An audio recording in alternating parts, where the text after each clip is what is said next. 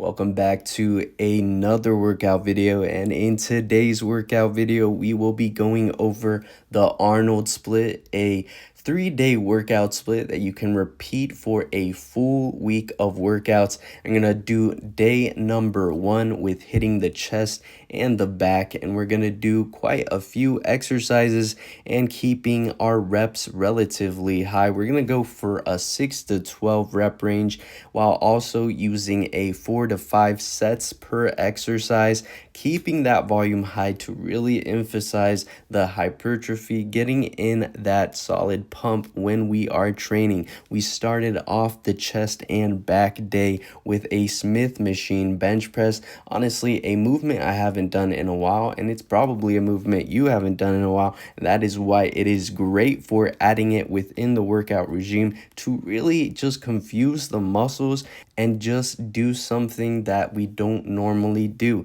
It is easy to fall into the same workout routine, same regime day after day. That's honestly why I love switching up my workouts and my workout splits and my workout routines, just because it makes the gym all the more fun. And after doing the Smith machine bench press, we're hitting the pecs again with an incline dumbbell pec fly, and then after doing 4 sets of those, we're moving to the wide grip dips, and I am using assistance because the machine is there so that we can use it.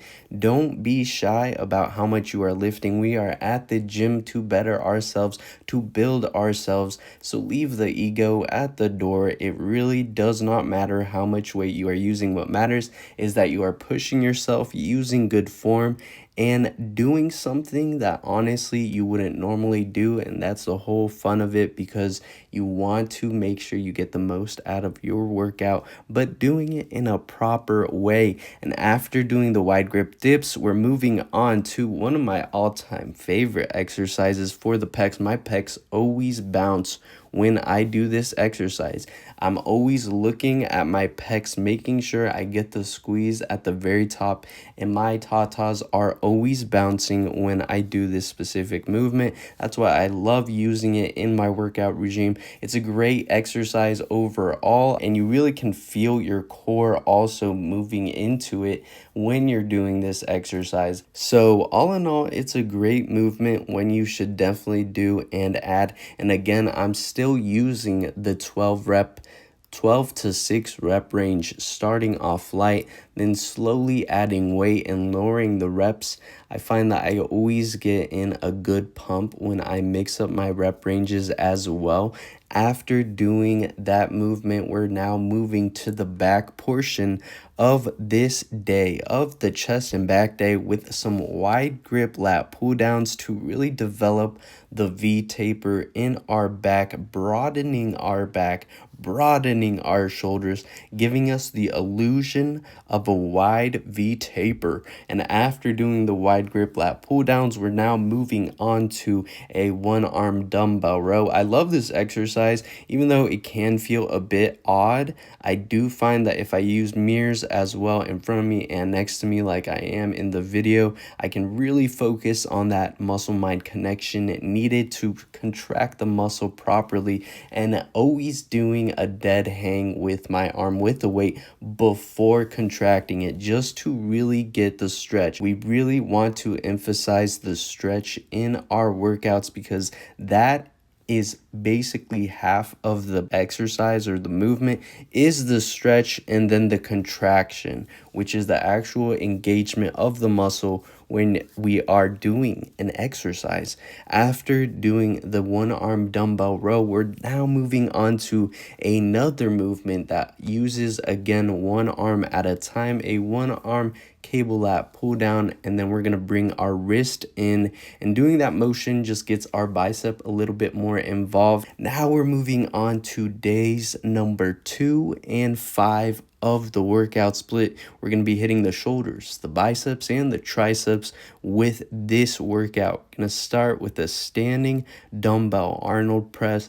I love using a good amount of weight when I do the Arnold press, because it is really different than your traditional standard dumbbell shoulder press. It's gonna feel different, so always go lighter than what you expect because it's always heavier than your traditional dumbbell press. And after doing that movement, after doing your 5 sets of the standing dumbbell shoulder press, we're going to move on to the side lateral raises by busting out our wings and doing some lateral raises. Again, going light, making sure we get those 12 reps in, and you can go heavier too, but make sure that you maintain proper form throughout. We don't want to injure ourselves, and we want to make sure that our muscles develop correctly. After doing the dumbbell lateral raises, we're going to hit the shoulders in a different manner. We're going to do some bent over dumbbell rear delt flies. This is a great movement for targeting the rear delts, which help create the full cap look of a shoulder. You don't want to miss out on the backside of developing the shoulder because it will look wacky if you don't, and we want some real well-rounded cap shoulders.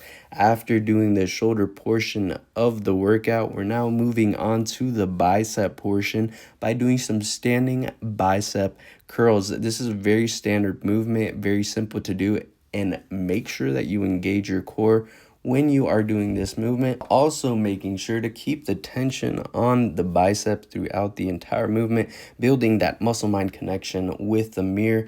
And now after that, we're moving to some dumbbell preacher curls. Such a great movement for isolating and really just destroying those biceps, getting in a really good stretch before you contract it. Again, really want to make sure that we are doing that. And after doing the dumbbell preacher curls, we are moving on to a cable hammer curl using the cable pulley machine. This is a great variation of the hammer curl, keeping the tension on the brachialis and the bicep throughout the entire movement, and it's also good for developing forearm strength. That's why I love using it. And moving on to our next muscle group, which will be the triceps. We're gonna hit them hard with a standing dumbbell French press using both of our arms in today's variation. And then after doing 5 sets of those, we are moving on to a cross body tricep extension. It's a great variation of it because you get in a really good stretch. I don't see too many people doing this movement, but it feels really good on the tricep. And it's definitely an exercise that I would say give it a try before knocking it out. Really good movement.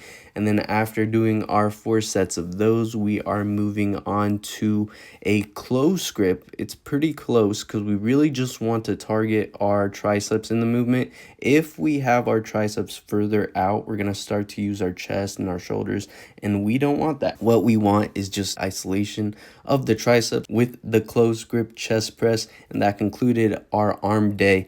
Now we're moving on to day number 3 and day number 6 with the leg day, doing a relatively challenging movement, the elevated heel barbell squat. It's great variation of a squat because the elevation of the heel really emphasizes the tension onto your quads. And again, making sure to maintain proper form by using the mirrors, going slow and with control. After doing 5 sets of those, so we still did 5 sets of those, we moved on to a leg press. I really dig this specific machine leg press. You're gonna have to find a leg press that feels best for you. Sometimes I feel like it puts too much tension on my kneecaps, but this one felt amazing. And then after doing that movement, we're going to conclude the leg day with some seated hamstring curls. We're going to do actually 6 sets of these since it's the only thing that we are doing for our hammies.